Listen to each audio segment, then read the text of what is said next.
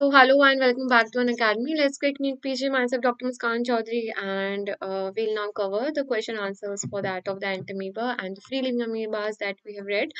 So, starting with Unacademy, Unacademy is India's largest learning platform where we get access to both the live and the recorded sessions and learning from the India's topmost educators competing in the live T&Ds and with printed and digital notes.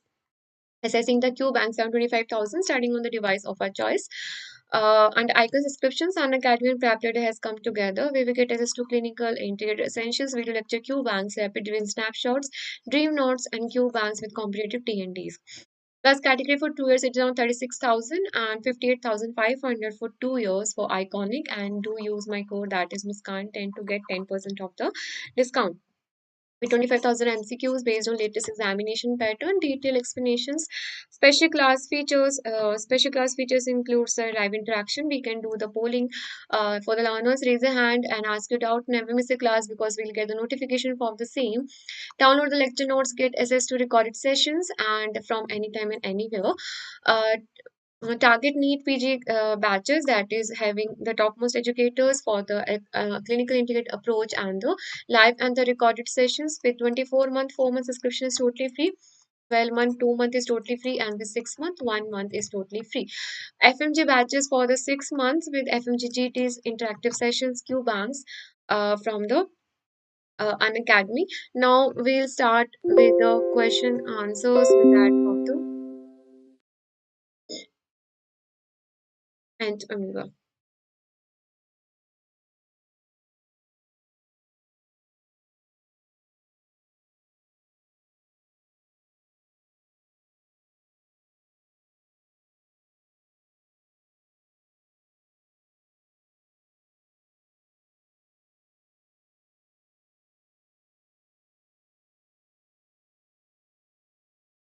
Yes. Now, starting with the first question, all are true about the Entamoeba histolytica, except that stool trophozoites are essential for the diagnosis. Mostly 85% are asymptomatic, causes disease in the brain and causes disease in the liver. So, which of the following statement is not true?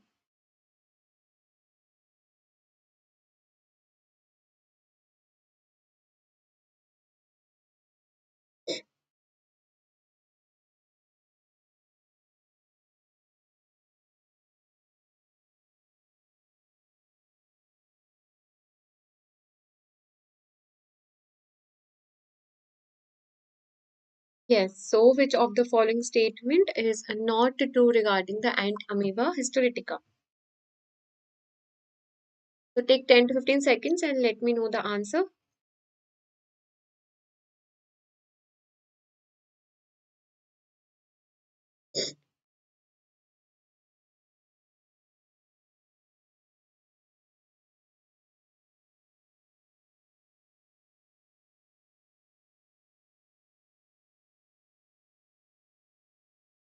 Yes. So the following statement, now each of the following statement we read about the stool trophozoites are essential for the diagnosis.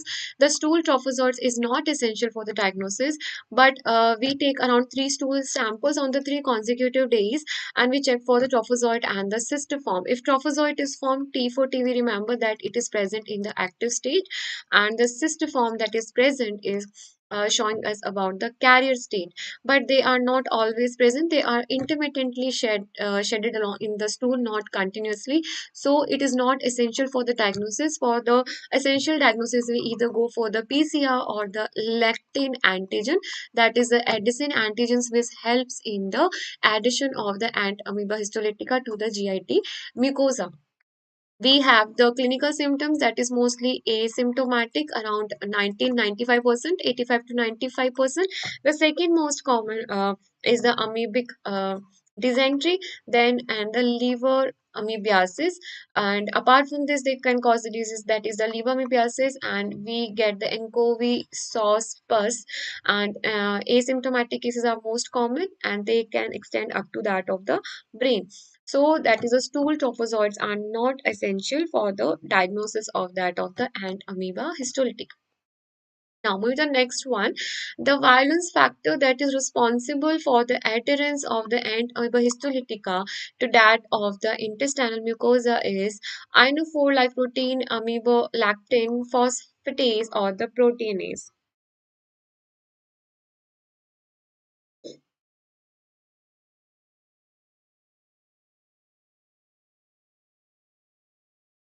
Yes, what is the answer now?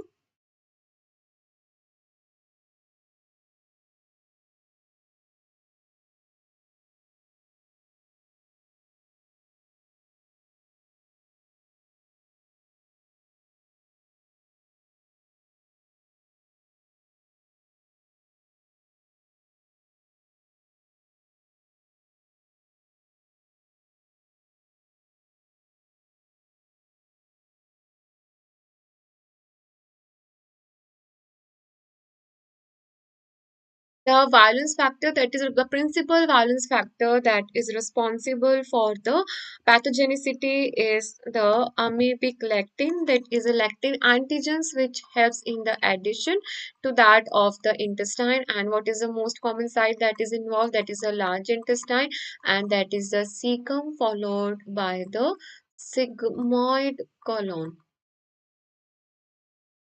Now, the most common site for the amoeba is sigmoid colon, transverse colon, cecum, or hepatic flexure.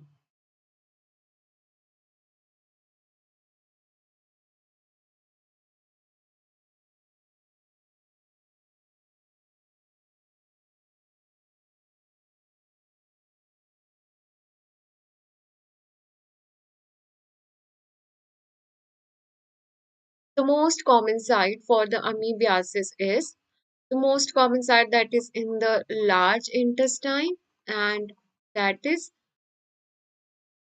cecum followed by the sigmoid colon. Although the whole of the large intestine may be involved, and that is cecum is the most common site for sigmoid colon. And what do we get? We get the flask-shaped ulcer. We get the flask-shaped ulcer with broad base, with broad base and a narrow neck in around 10 to 15% of the cases, because most of the cases are asymptomatic.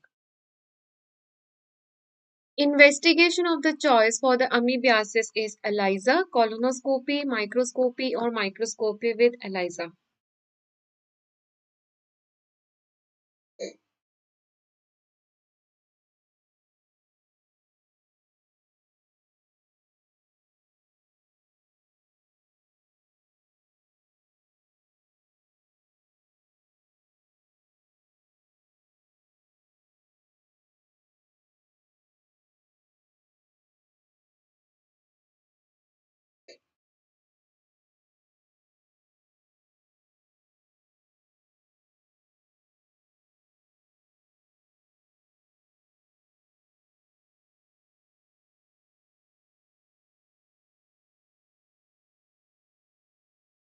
Yes, so investigation of the choice. Now, investigation of the choice is the microscopy with that of the ELISA. Now, alone microscopy is sensitive only up to that of the 25%, but we take three stool samples on 3 consecutive days. And if trophozoite is present, this will indicate the active state, and the cyst will present the chronic carrier state. It will indicate the carrier state, and along with that of the ELISA to detect the lectin antigen, that is a principal valence factor for the amoebiasis. And with that of the microscopy and ELISA is the investigation of the choice for that of the amoebiasis.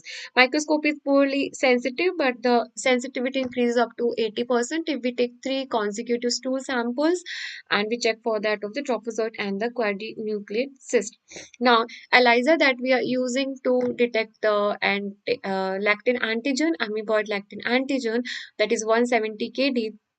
Apart from that, we use the polyxenic culture and the exenic culture for the laboratory diagnosis for that of the amoebic dysentery. Now, number of the nucleus that is present in a mature cyst of Entamoeba histolytica is 1, 2, 4, or 8.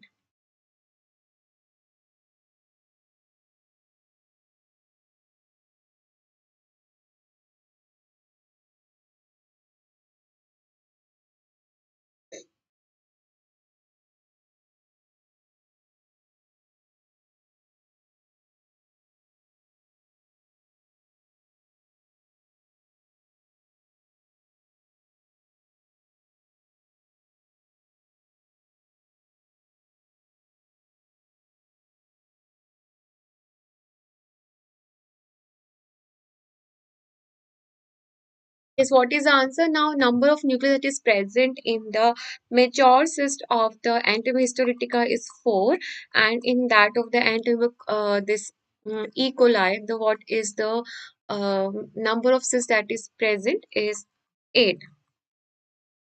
Now, most common cause of the dysentery in the adults is Cryptoparvum, Giardia, Strongyloids, or Entamoeba histolytica.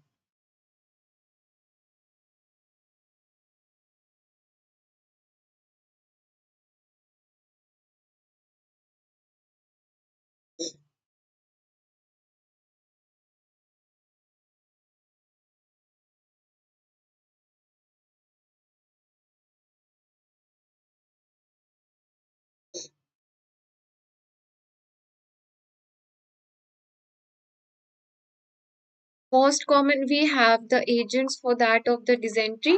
We have the agents for that of the dysentery. Now, the most common is the ant amoeba histolytica. That is the commonest cause of the dysentery in the men. Other agents we have in that of the bacteria, which is causing the dysentery. That is the Shigella. We have the Campylobacter. We have the Vibrio parahemolyticus. They can also cause the dysentery. And then we have some parasites.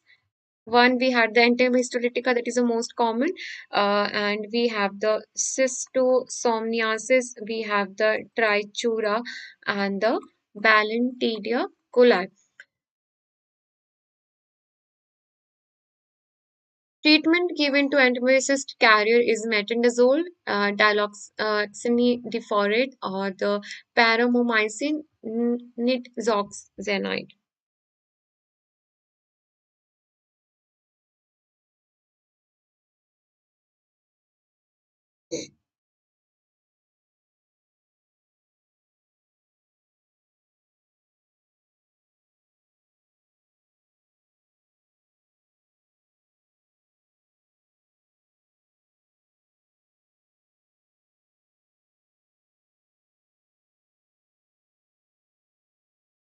Now here we are talking about the carriers. Although the drug of the choice is what the metronidazole and the tinidazole, that is the drug of the choice for that of the antihistolytica, but we are talking about the carriers. For the carriers, we give the luminal agents. We give the luminal agents, that is the paromomycin or the idoquinol, that are given to the asymptomatic carriers, because asymptomatic carriers, they have the risk of developing the colitis and the liver abscess in the future, so we have to treat that as well. So asymptomatic carriers or the risk factors, people who may be at the risk, are given the paramycin. Largest protozoa is Entamoeba, Balantidium coli, E. coli, or the Plasmodium.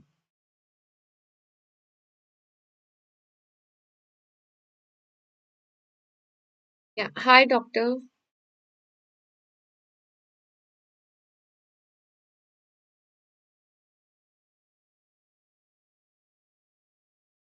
Yes, so what is the answer? The largest protozoa is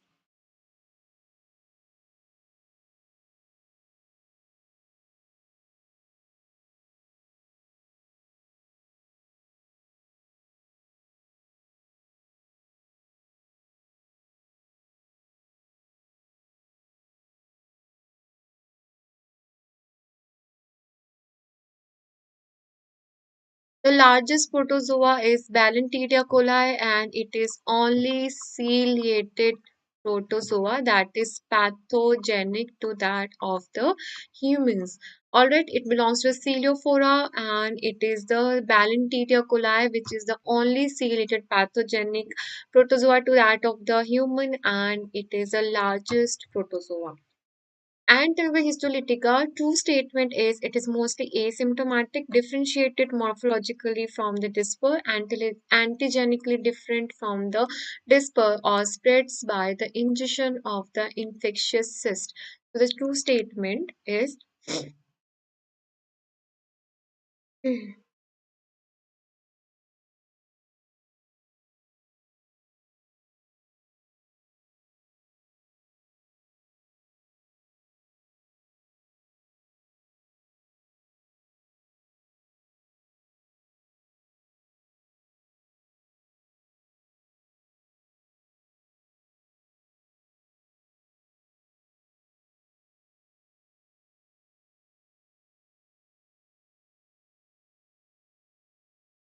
Yes, so which of the following is the true statement? Now they are mostly asymptomatic, not symptomatic is a false statement. They cannot be differentiated morphologically from that of the non-pathogenic, but they can be differentiated on the basis of the presence of the lectin PCR and the presence of the RBCs, but not morphologically. They are similar, antimal histolytic and other non-pathogenic, so they cannot be differentiated. That is morphologically. Antigenically, they are different because they have the lectin antigen that is present in the antihistolytica, which helps in the addition to that of the intestine, and they spreads by the ingestion of the infectious agent. Is also the true statement. So they can be differentiated on the basis of the lectin antigen, on the basis of the RBCs that are present only engulfed by the pseudopores in that of the Entamoeba histolytica, by the PCR, and by the isoenzymes by the Zymodim study.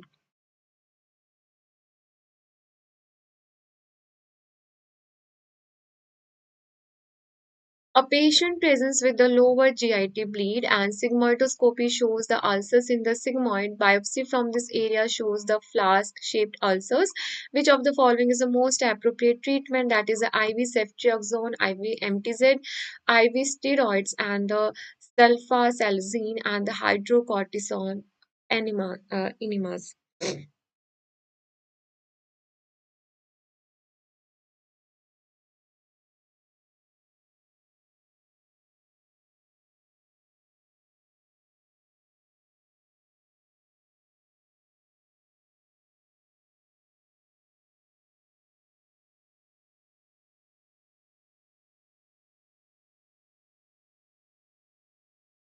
Now the question is saying that a patient presented with the GI bleed with the typical flash-shaped ulcer, that is the having the broad base with that of the narrow neck, which is classically present in Entamoeba histolytica.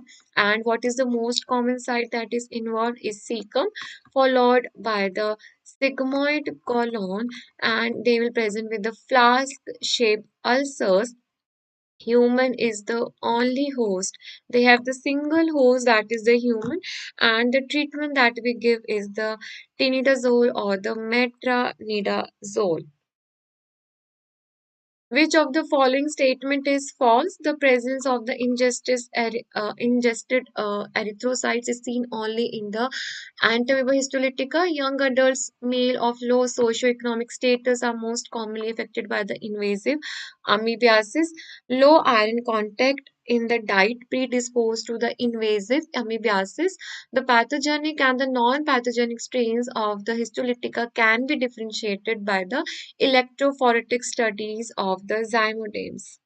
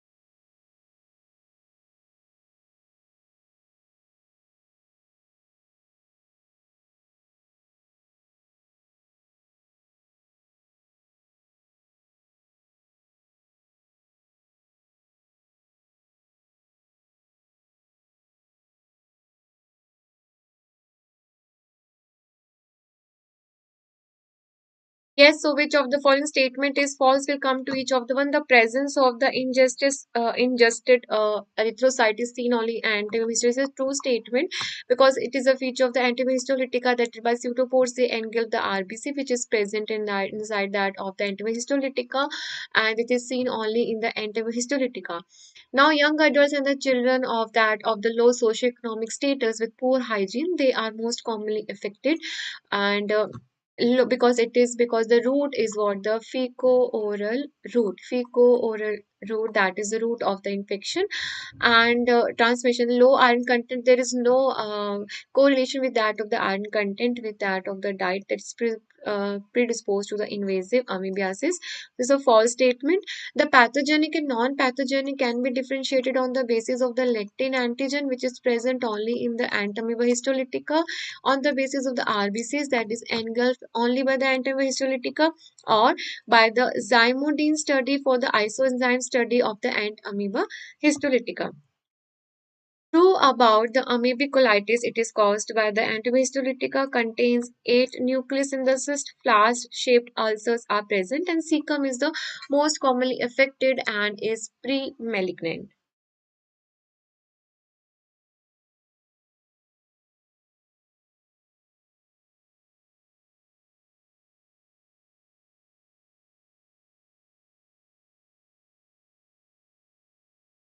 Yes, so the true statement about the amoebic colitis is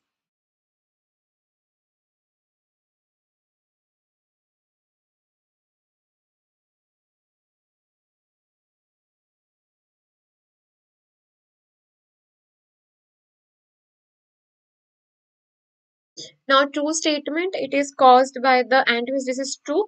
Cyst contains the 4 nuclei. It is in the E. coli cyst, that is the cyst are present around 8. Flask-shaped ulcers are present. This is also a true statement. Flask-shaped ulcers with the broad base and the narrow neck is a classically present where in the Entamoeba cecum followed by the sigmoid colon is the most commonly affected area because it is large intestine, that is the habitat for that of the Entamoeba trophozoite where they form the colonies, and it is a pre-malignant condition. No, it is not. So A, C and D are the true options. Now, invasive amoebiasis can be best diagnosed by the ELISA, countercurrent immunoelectrophoresis, indirect heme glutination test, and the CFT.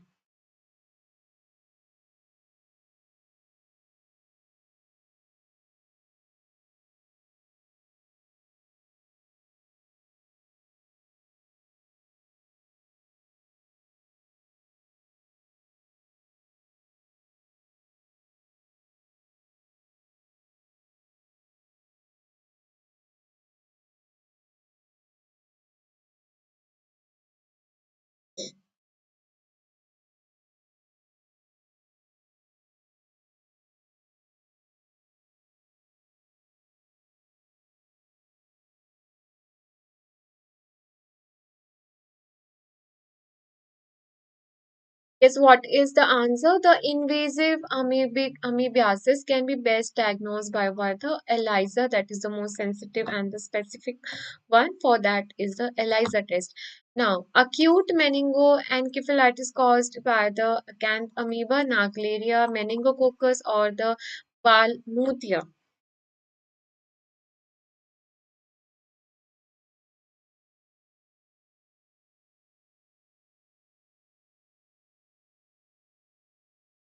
We have the Acanthamoeba and Naegleria, that is they are what they are free, and the Balantidium, that is a free living amoebas. Okay, so we know that the Naegleria fowleri is responsible for causing the primary amoebic meningoencephalitis. Palamute also causes the amoebic meningoencephalitis, and Acanthamoeba they causes the granulomatous encephalitis. Okay, that causes the granulomatous amoebic encephalitis. Now, Naegleria fowleri, that is also known as the brain-eating amoeba, that is also known as the brain-eating amoeba, and it is the stagnant water and the soil that is the root of the transmission.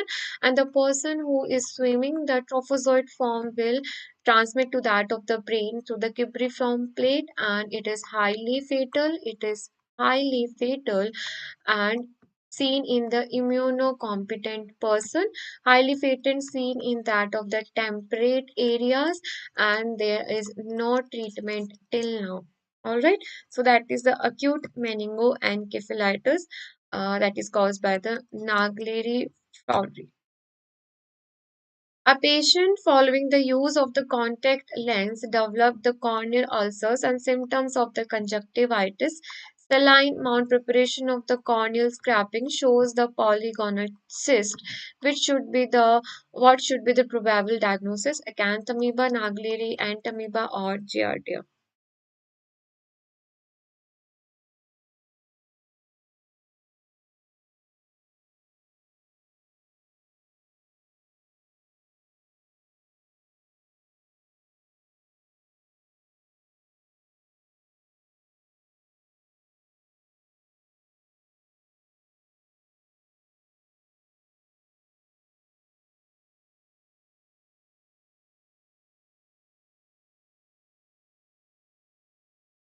Yes, what is the answer? Now, patient is having the history of using the contact lens and developing the contact lens ulcers and symptoms of the conjunctivitis. Corneal scraping shows the polygonal cyst, sorry. What should be the probable diagnosis? Now, this is hinting towards the uh, acanthamoeba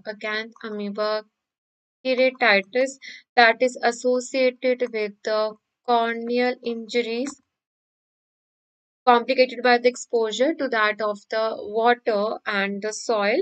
And we have the risk factors, that is the extent used of that of the corneal lens, or the breach in the hygiene, or swimming with the contact lens, or the swimming with the contact lens, or the use of the homemade solutions for the lenses, or use of the, that is we are compromising with the hygiene of the lens and the cornea, or swimming with the lens and wearing the lens for a long period of the time, that is the acanthamoeba keratitis presenting with the corneal ulcer and the conjunctivitis.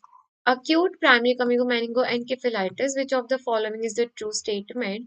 That meningitis is caused by the Acanthamoeba species is acute in nature, diagnosed by demonstration of trophozoite, caused by the fecal-oral route, and more common in the tropical culture.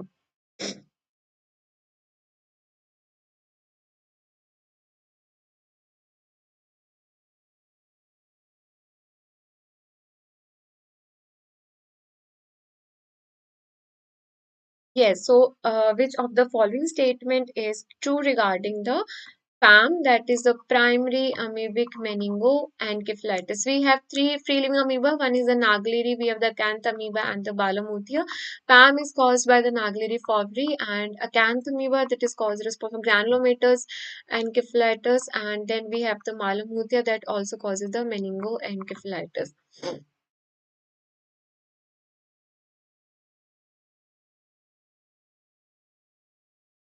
So, meningitis caused by the cancer species is acute in nature, or diagnosis by demonstration of trophozoite in the CSF, caused by the fecal-oral transmission, or more common in the tropical culture.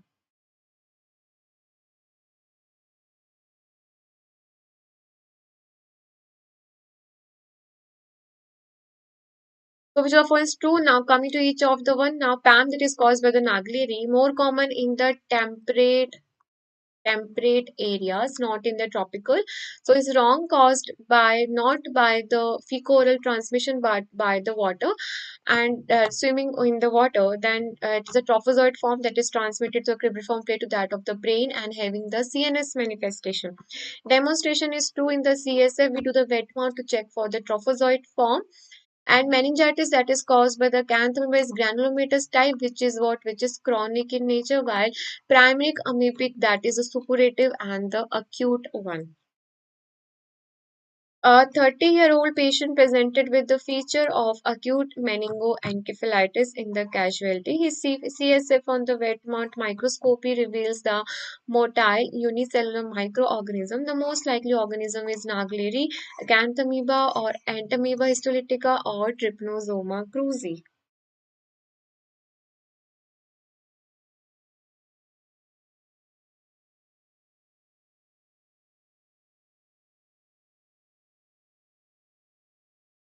Yes, what is the answer?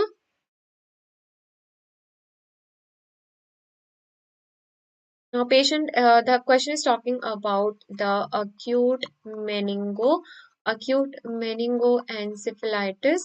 And on the CSF, we are seeing the motile organism, that is a motile trophozoite.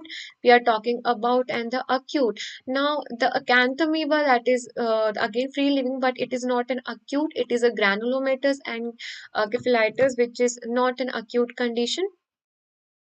What will the answer? Talking about the PAM, that is a primary meningoencephalitis, that is a Naegeli fowleri. And it is one more difference is there that Acanthamoeba is a chronic one that is seen in the immunocompromised, and the Naegeli that is seen in the immunocompetent people presenting with the PAM, and it is highly fatal. Patient dies in 8 to 10 days, and there is no treatment that we know. For the diagnosis, we go for the CSF wet mount, where we see the trophozoite motile form, motile trophozoite of that of the this Naegeli. Now, which of the following is not a neuroparasite? That is a Taenia solium, Acanthamoeba, Naegeli, or the Trichinella spiralis.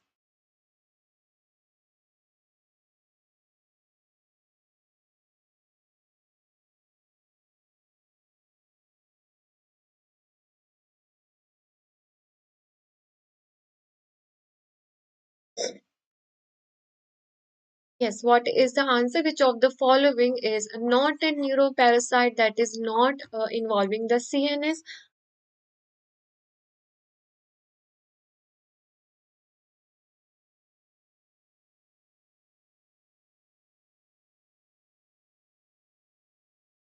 Yes, very true. The answer is the Trichinella spiralis. Now, Taenia solium that presents with the neurocysticercosis, where CNS manifestations are there. Acanthamoeba is responsible for causing the granulomatous encephalitis. Then we have the Naegeli, that is primary amoebic meningoencephalitis involving the CNS. And Trichinella spiralis, the main manifestations that are the intestinal system and the musculoskeletal system are involved rather than the CNS. Parasitic encephalitis is caused by the Naegeli, Acanthamoeba, Balamutia, or Gnatstoma.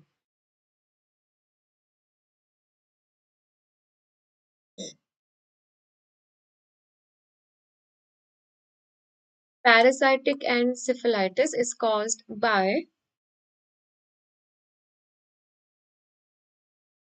Now we have the list of the parasitic encephalitis. More than one option is true in this one.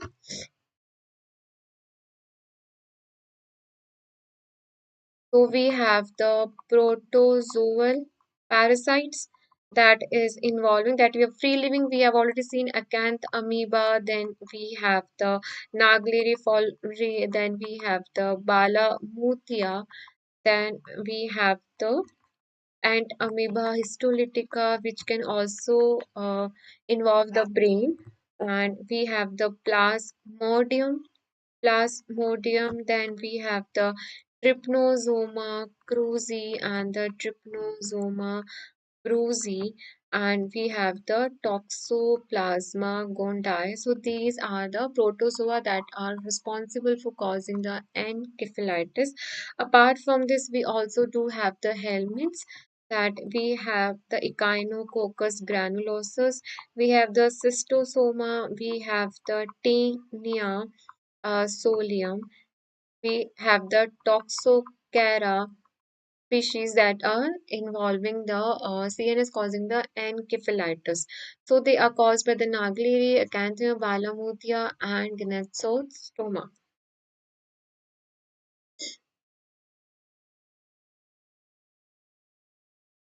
Yes. Girl visits her friend's village, develops nasal discharge with the meningitis, and dies within 5 days. Organism that is responsible is Naegeli fowleri, Acanthamoeba, Toxoplasma, or the Falciparum.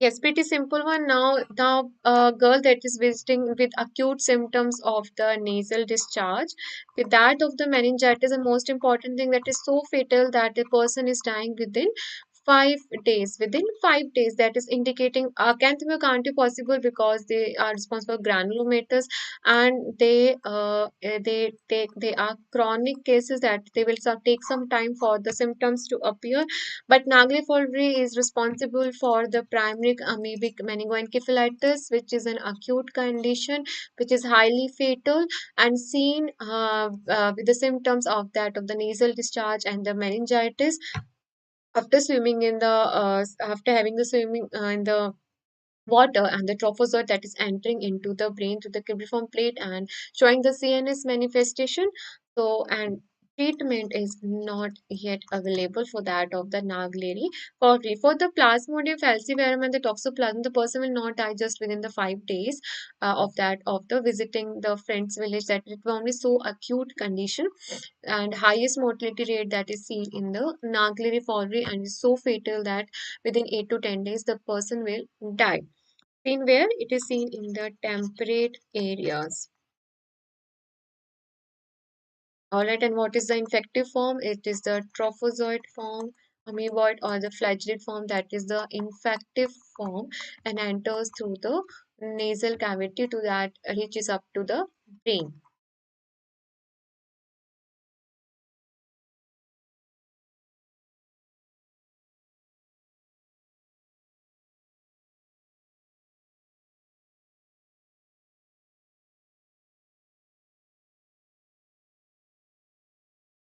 Okay, so that was it. We covered the Entamoeba, we covered the free-living amoebas, and we'll cover the next rest of the parasites in the next sessions. So please do use my code, that is Muskan 10, and keep updated with the sessions, and do like, share, and comment. Press the bell icon so that you'll get the notification for the upcoming sessions from the Unacademy. And I'll see you soon in the next class.